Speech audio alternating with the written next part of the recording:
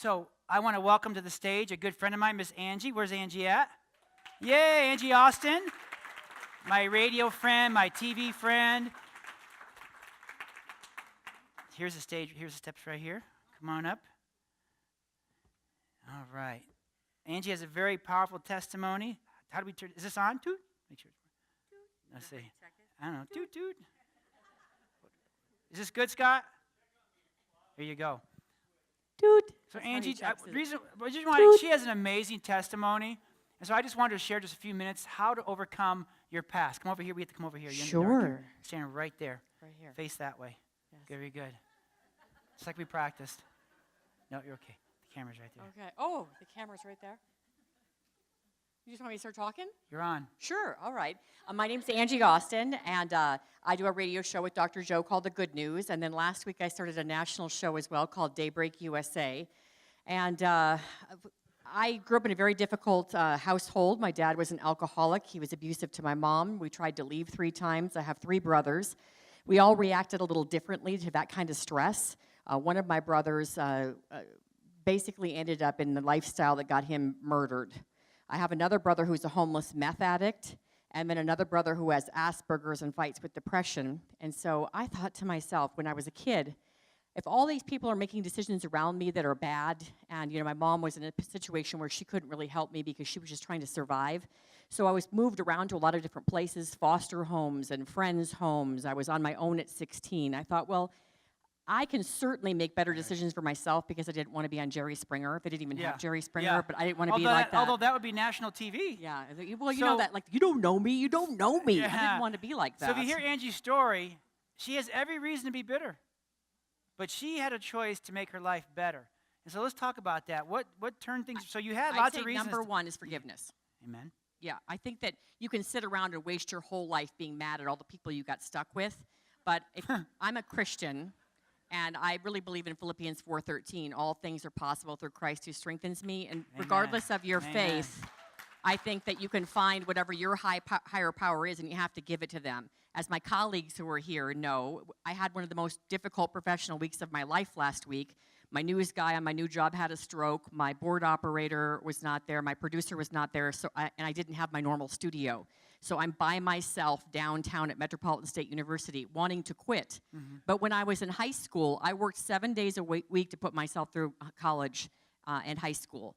And so I worked every night and every weekend cleaning the morgue, the emergency room, whatever I had to at Boulder Community Hospital because I wanted to get an education because I knew that was my way out of this crazy family. Mm. And so when my dad called me 2 years ago and had never met my children, had never met my husband, and I'd never even told my kids he existed. They didn't even know I had a father. He said, I'd like to meet your kids. Well, immediately I knew I'd forgiven him, and I think it's a huge part of being able to move on into the future and leave your past behind you, because it doesn't matter how far behind the finish line you start. Because I started, I think, pretty far behind. You can pass the finish line, and you can reach all of your goals, but you have to be able to let go of that past and not focus on it.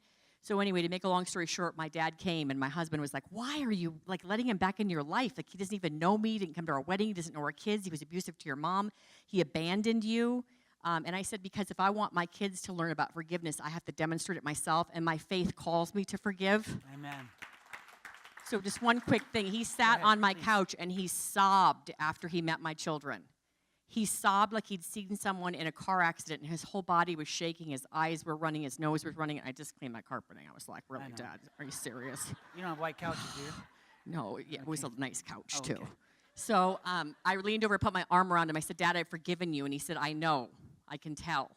And I think that a lot of the people that hurt us and labeled us as stupid, fat, dumb, whatever, you're not capable of achieving your dreams, those people were hurting themselves. And a lot of times we're collateral damage. We don't have to accept those labels and what they put on us because they're oftentimes hurting. And I just want to say, like, in your work environment, other places, like last week, I barely made it through the week. Like, I was hardly sleeping. I'm getting up at 2 a.m. I have 3 radio shows, and this is the best opportunity I've ever had in my life to have a national radio show and my local. Well, my boss is here, and my Jorge is here. Jorge actually has a wife, but he's like my work Jorge. Everyone needs a Jorge. Here's the deal. There are going to be a lot of negative naysayers around you.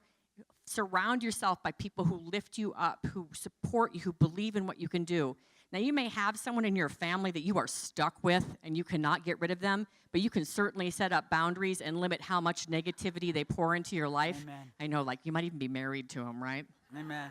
Right? So find your Jorge, find your boss Mike, like find these people at work that can uplift you, can make your work environment so pleasant to have people that really support you and believe in you. And then limit the naysayers, the dream killers, the, cancer in your workplace. Amen. Is that good? That's awesome. I have a gift for you. Oh, I have a gift. Yes.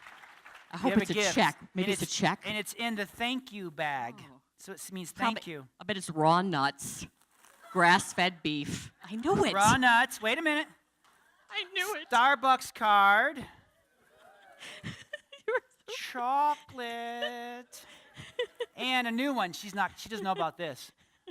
Seaweed. Oh, I can't wait. Nothing says love like seaweed. Hey, and one thing Dr. Joe taught me as well, first of all, my mom's here. She is walking again, like she used a cane. She's lost 20 pounds. Jorge's lost 30 pounds. His wife must love me.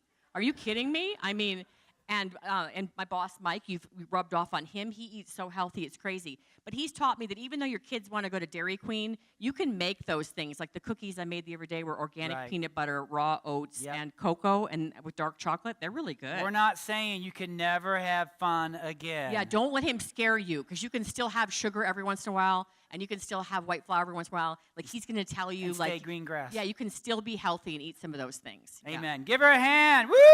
Let me get out of your way here. It's kind of tight. Think this way. Thank you, sweetie. I appreciate it. Thank you. Amen. She is so good.